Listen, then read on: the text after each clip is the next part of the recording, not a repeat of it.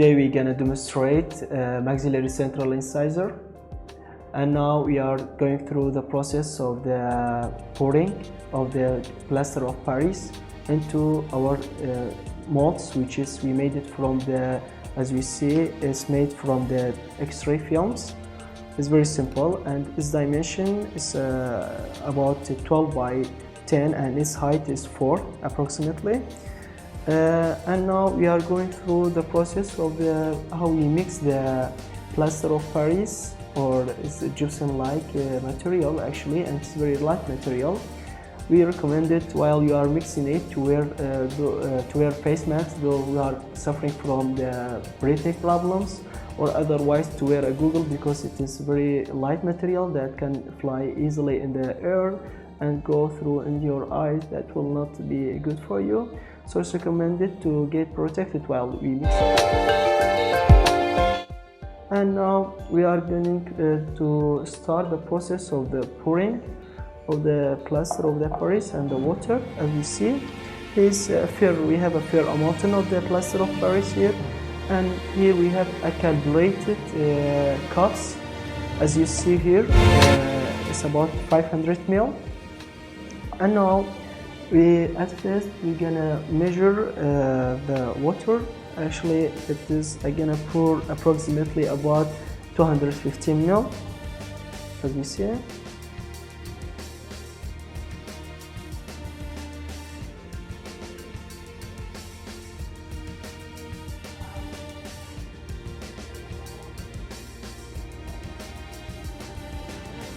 Very good.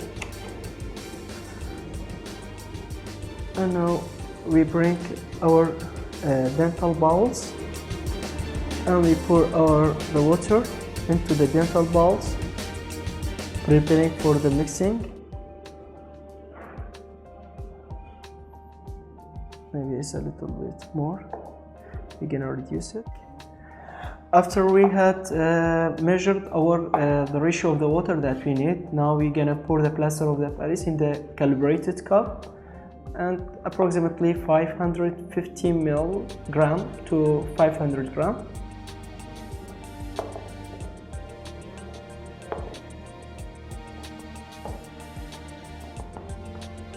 About approximately 515 ml.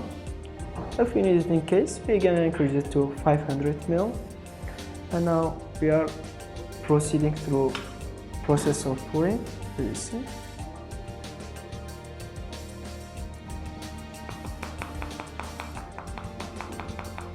we are continuous in this process. As I said, we have to heat the bowl while you are pouring. Don't pour it in one spot. Try to distribute the plaster of Paris in different spots.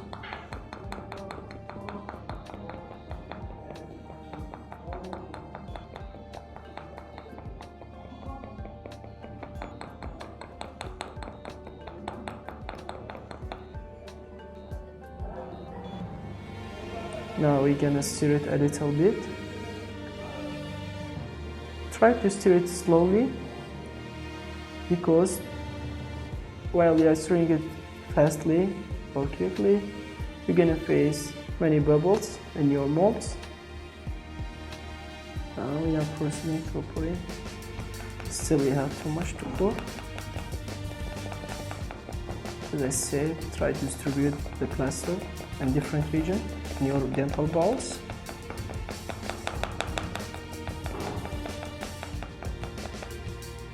Now we are going to begin to stir.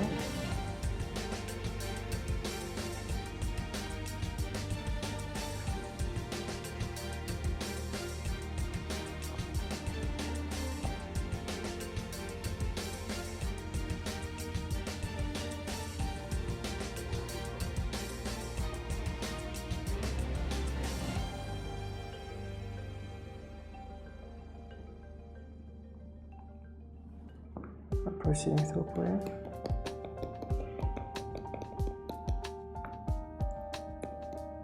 Stir again.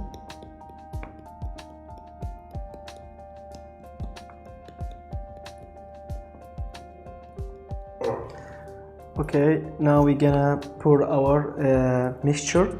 into the molds. I think it's quite fair ready to be poured. Even it's getting harder and harder as the time. For the setting of the plaster of Paris, approximately we need approximately about 3 to 5 minutes in general.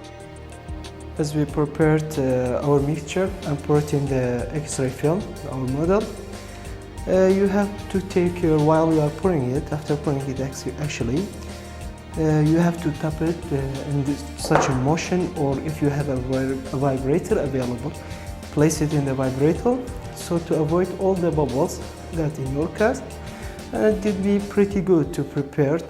And after the setting, actually, as you know, the plaster of Paris, while it's setting, it's an exothermic reaction, so you will feel some heat here, and it approximately taking about 3 to 5 minutes to be set completely. And then we are starting to, after this process, starting the process of the carving. Okay, I think it's our mold now is prepared, and somehow it's still hot, but it's okay. We can proceed and start by opening our tape, rupturing it, starting to get it out of the mold.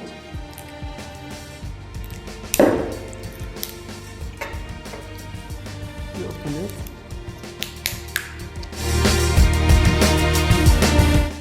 As you see, now we have the mold is prepared, and it is also it's not it's dimensionally it's not that accurate, because as you know we use the X-ray films, which somehow is flexible.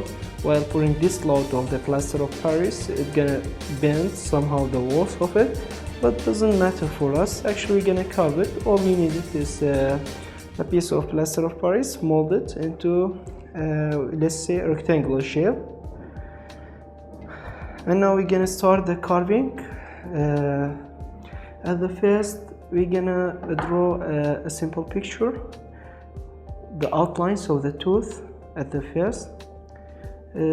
And now we're gonna draw the outline of the maxillary central incisor on our mold in one of its aspects. Let's start by drawing it.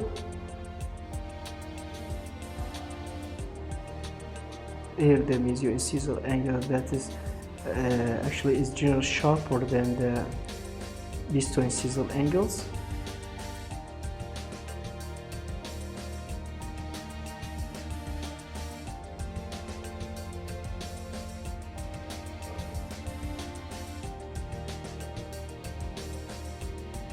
As you see, it doesn't need to be that accurate when you are drawing. Just a simple outline to determine the measurement and divided the molds into two portions. Actually, I rather prefer to divide it into portions, starting the carving by the root and then going through the crown.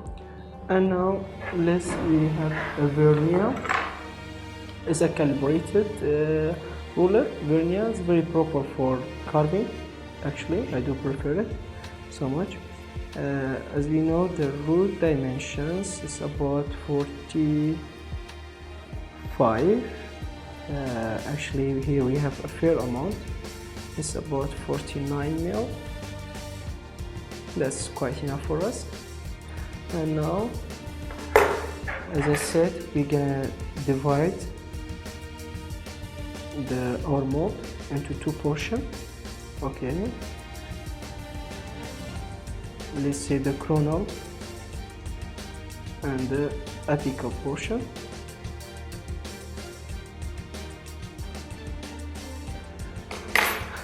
Okay, as we see here, there is a slight line dividing the mold into upper and lower portion.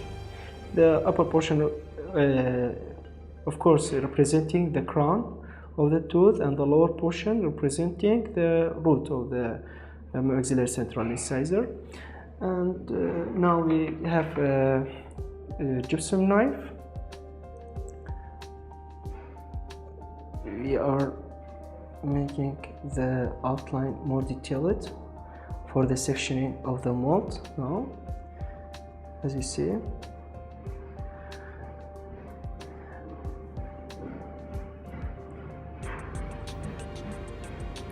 Okay, actually, the general outline of the maxillary central incisor root is almost the apex is passing through the long axis of the tooth, and at the same time, the root is resembling the conical shape, at which when you are viewing it from the apical view or the apex of the root, it will look at the living wall. There will be a triangular shaped ridge that we have. It is very prominent. It's one of the characteristics of the root of the maxillary central incisor.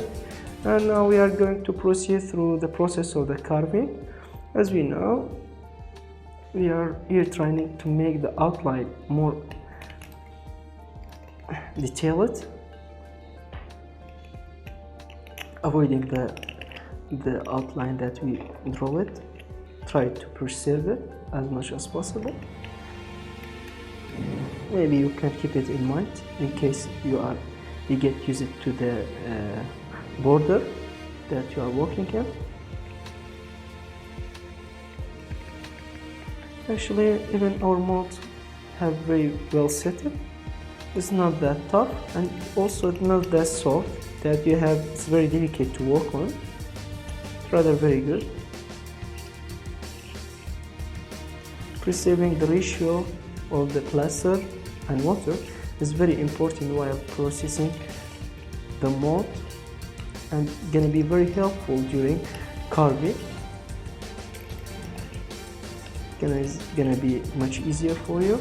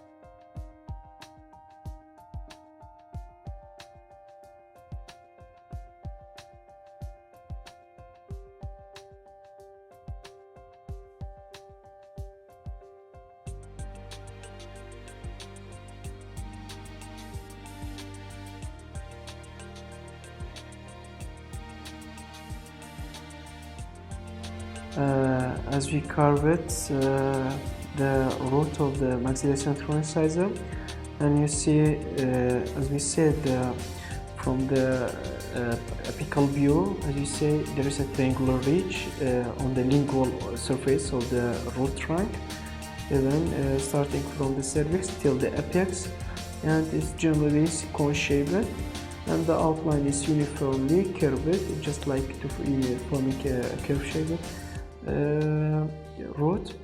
Okay, and just another tip before going to proceed through the carving of the crown.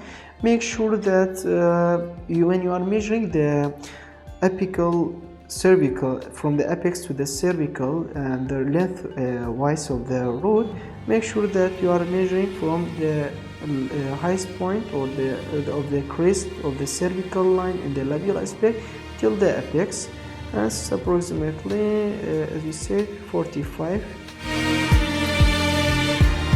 And now we're gonna proceed through the carving the crown, as well as at the same time the distal and medial aspect. We're gonna carve it at the same time, and generally the general overview of the crown of the maxillary central incisor is somehow rectangular, we can say, or trapezoidal. Yes, it's almostly trapezoidal, in which the medial incisal angle is more sharper than the distal incisal angle. At the same time, the distal incisal angle.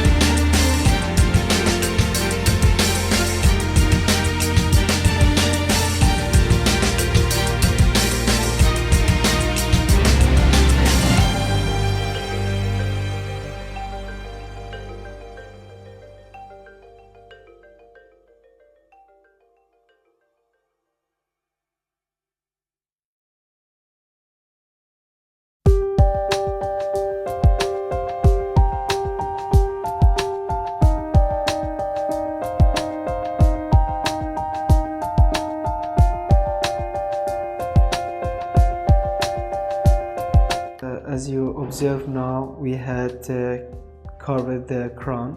Almost, it's not done, but approximately we gave it the frame of the crown and the shapes and outlines. And the important thing that you have while you are carving the crown, you have to draw the long axis. The long axis is an imaginary line, actually, that passes through the straightly through the crown and the crown. And concerning the maxillary central incisor, the long axis is passing from the apex through the whole root and going through the crown until it reaching in the incisal edge. So we can say that in another way, the apex and the incisal edge both are lying in the long axis of the tooth, the imaginary line that we already drew it, as you see here. As you observe it, that we have drawn it here, the long axis of the tooth, and then we are going to proceed through the carving of the tooth and giving the more details. You see, it's how simple to carve the tooth, giving the frame or the outline is really.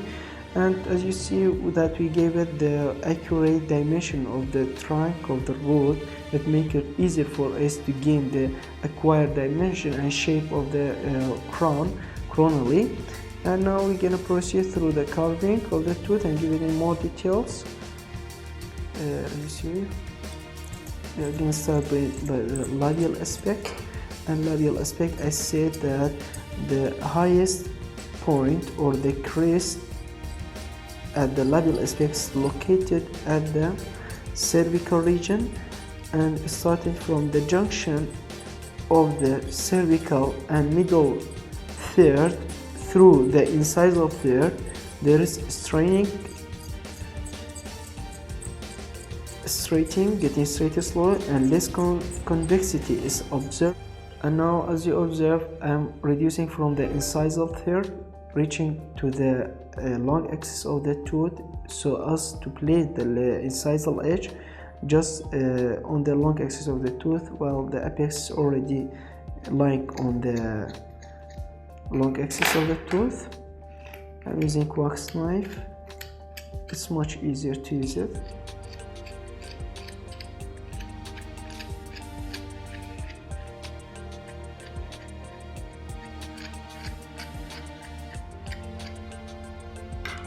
And even if I'm going through to talk about the lingual aspect. The lingual aspect, actually there is a two fossa, and the incisal edge is more like a wedge shaped. While we are gonna carve it, I will show you inshallah. And also we have the cingulum is much the crease of the cingulum of the central incisor is much more located to the distal side, slightly, a little bit.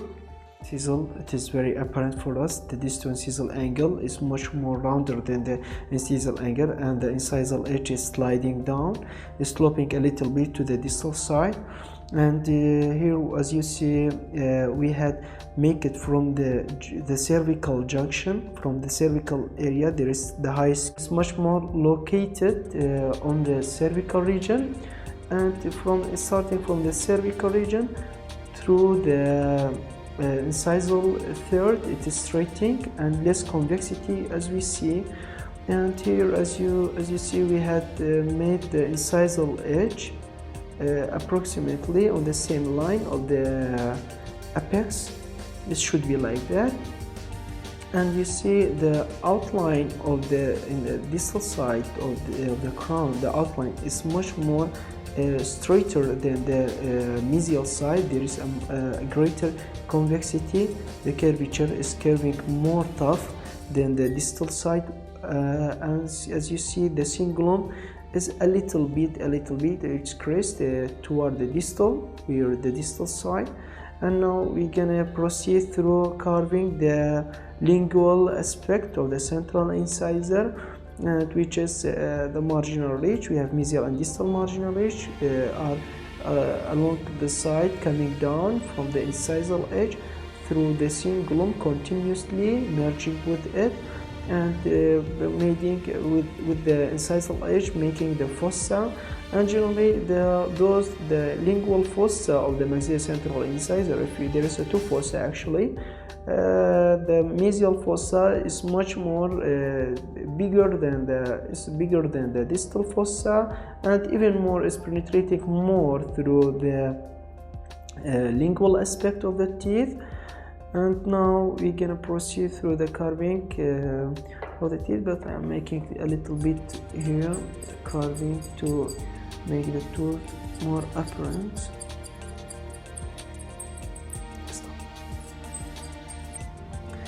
And now, as you see, we have a cervical line is a straight line. Actually, shouldn't be a straight line, but we make it to make the upper separating the coronal and the root portions. And now, as you see, we have to make the cervical line, and the cervical line is much more incisally located in the mesial side. It's about, we're gonna make it 3.5 millimeter, and at the distal side is gonna be 2.5 millimeter actually. But if you are multiplying it by 3.5, which is gonna be approximately about 12, and here about 11 or 9, as I guess. And you know, the crest of the cervical line and the labial aspect is centrally located, and even though the lingual aspect is somehow the crest of the cervical line, or what I mean by the crest is the deepest point that's located to the apical region, is located to the distal side, a little bit tilting to the distal side. And we're gonna we're gonna outline the cervical line, just an estimation, and then we are going through taking the correct dimension for it by measuring it with vernier.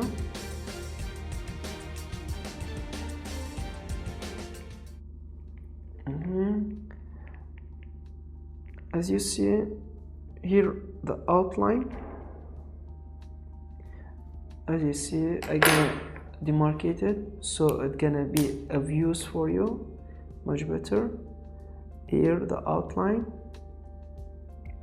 okay, as you see, is penetrating through the incisally going upward and then coming down at the lingual aspect, and also it's less prominent in the distal side, as I say.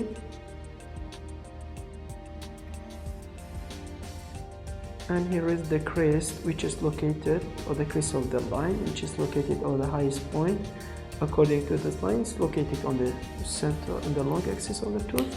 And now for separating the coronal and the root portion, and we're gonna just place it in the highest crest, as you see, which is like in the same line that's separating the crown and the root, and we're gonna measure it by the vernier. As we see, we have about the mesial aspect, it should be about 12. We should increase it to this much. Now it's good. We're gonna demarcate it by the vernier. So I will make it a little bit more. It should be more prominent. Okay.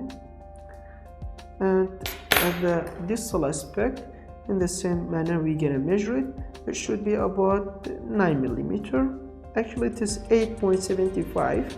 That doesn't matter if it is 9 millimeter, in my opinion. I think it's quite good already. The acquired dimension that we should note. We are starting easily by carving it this way, and then you have, while you are carving, you are making just an edge, and there shouldn't be any edge or line angles in your carving. That's why you have, after carving this proximal region with the cervix, you have to merge it again with the crown. That is gonna be so slight and soft, turning from the crown to the root.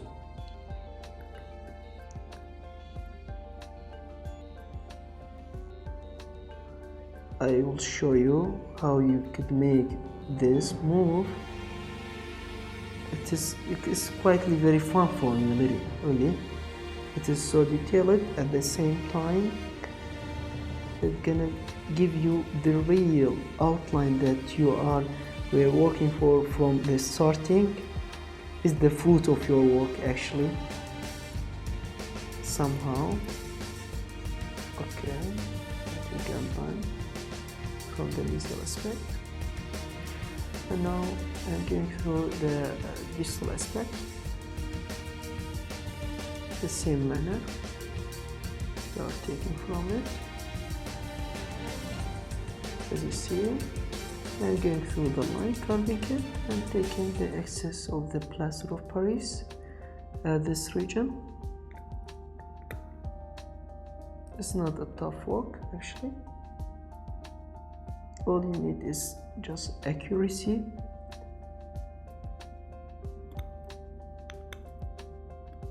and controlling your instrument.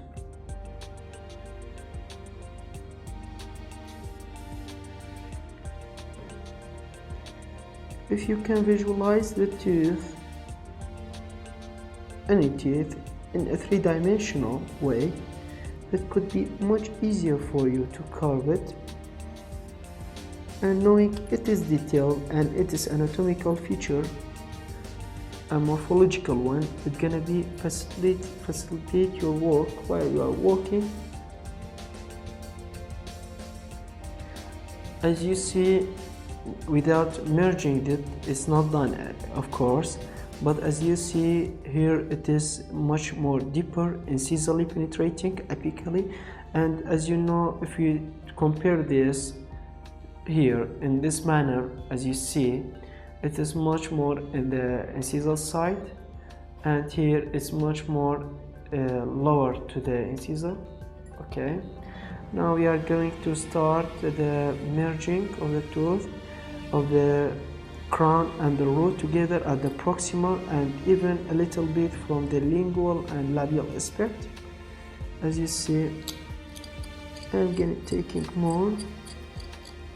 Okay, just I'm eliminating or carving the excess that formed during the lining and trying to merge them without losing this outline that we made it as a cervix. Okay, now I'm confirming it again by this way. I'm confirming it again because I'm removing the excess, so as not to lose this line. You have to confirm it intervally while you are carving. It's gonna be much easier and proper for you if you can confirm it. As you see, here we are trying to match more and more and more.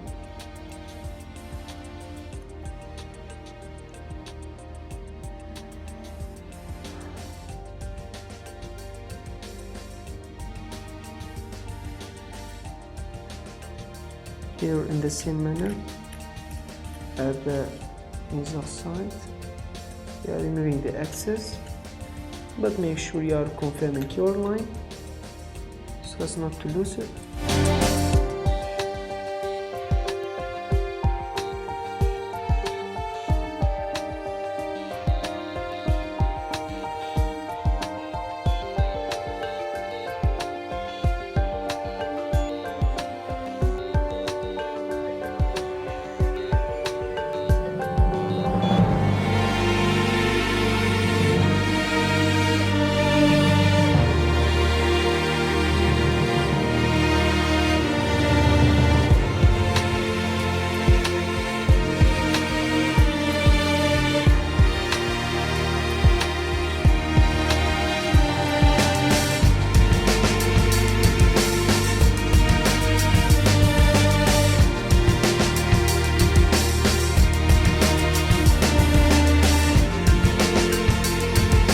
And now we had finalized approximately the cervical line. As you see, it is here less prominent in the distal side and much prominent in the mesial side. And here the cervical line at the lingual aspect. And now we are going to through carving the lingual aspect of the central incisor. And the lingual aspect of the central incisor, as we said, we have two fossa, and the marginal mesial and distal marginal lace are continuing with the cingulum, and the incisal edge is much more like can say a wedge shaped. And now we're gonna draw the outlines of the lingual aspect.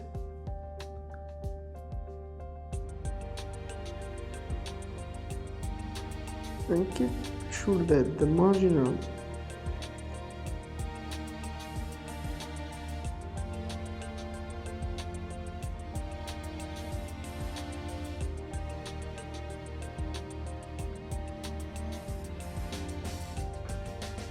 and it just like that, and make it much more prominent. As you see, there is the main outline that you observed in the central incisor. Although if I slightly turn this, you see I think now it is more obvious. As you see, the mesial fossa is much more bigger than the distal fossa, and even this penetrating through the cingulum even more, as you see. And now we're gonna continue carving it by deepening, carving through the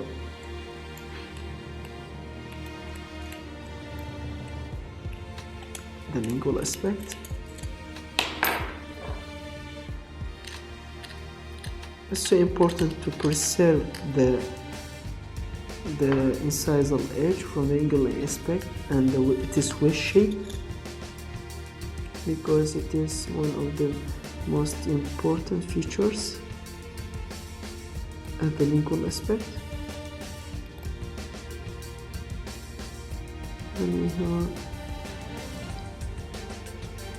deepening it, the mesial fossa, as you see.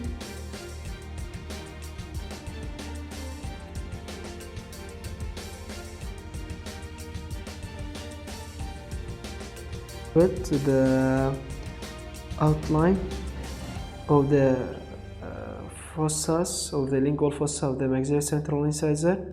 As you see here, the mesial margin ridge and here the distal margin ridge should be rounded, of course. And now, as you see, we have the deeper penetration of the mesial fossa in consideration with the mesial fossa. And now we are going to demonstrate the incisal edge and how should it be at wedge edge, wedge shaped. I want for you to just demonstrate it here simply on a paper. Okay, as you see, I mean by wedge shaped, it's just more like a triangular shape. Okay, just should be like that, as you see. And here will be the lingual surface that we are talking about, and here continuing with the incisal edge. Okay, now I am going to proceed through carving of the incisal edge by this one. The incisal edge is somehow is more located toward the lingual aspect.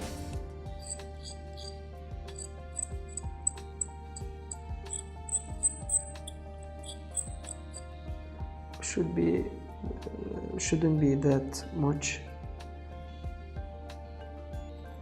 white. So while we are making this way shaped, we're gonna reduce its whiteness.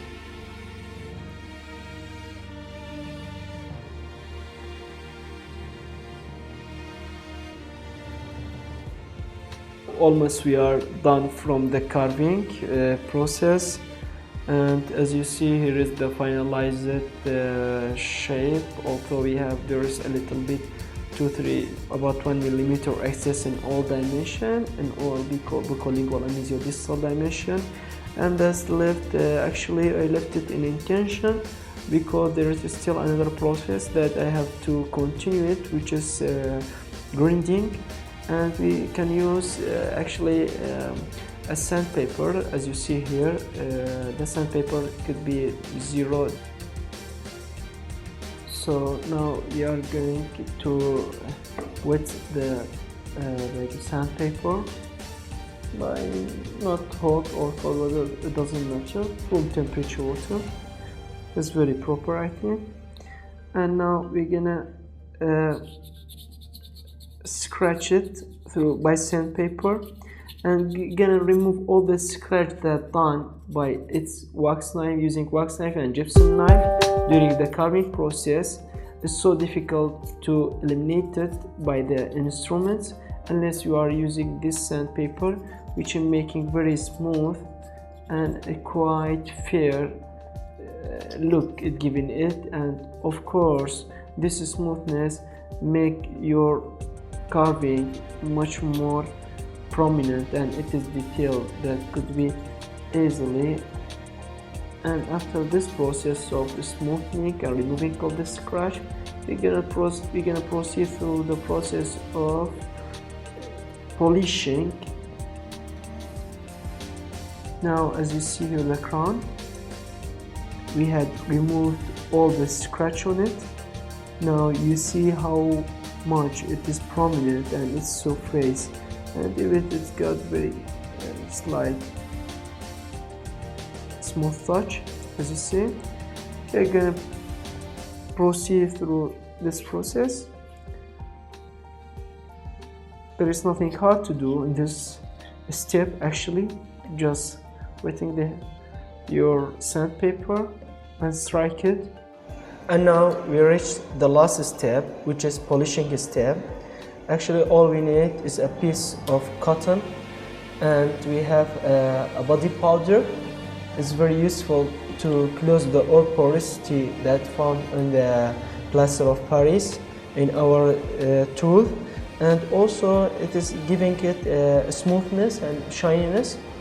Here the way to pour a little bit of the powder. Is very easy, not that difficult, and slide the cotton pellet on your tooth.